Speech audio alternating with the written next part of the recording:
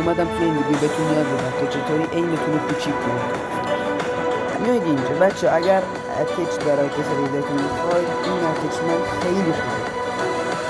اگرم برای معمولی میخواید این بریم سراغ کسی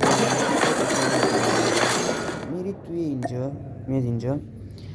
حالا این دوتا تنظیمات که تنظیماتشون کوچیکه یکی بزرگه، رو اولیه کلیک میکنید یه ستینگز براتون میاد. خب اینو از نظر من بین 80 تا 85 بذارید.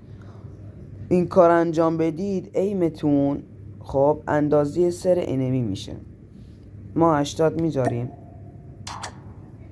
خب مشاهده کنیم.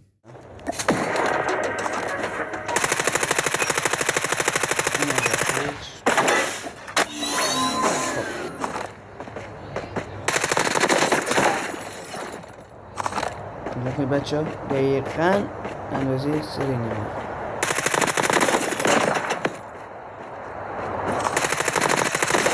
و بچه ها از نظر من دیگه نمیدونم شما موافقید یا نه،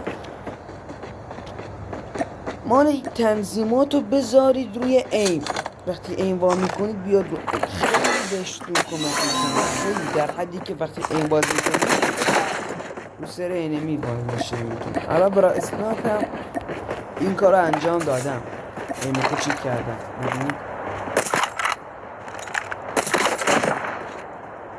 من دیگه میرم دقیقا رو انمی باز میشه.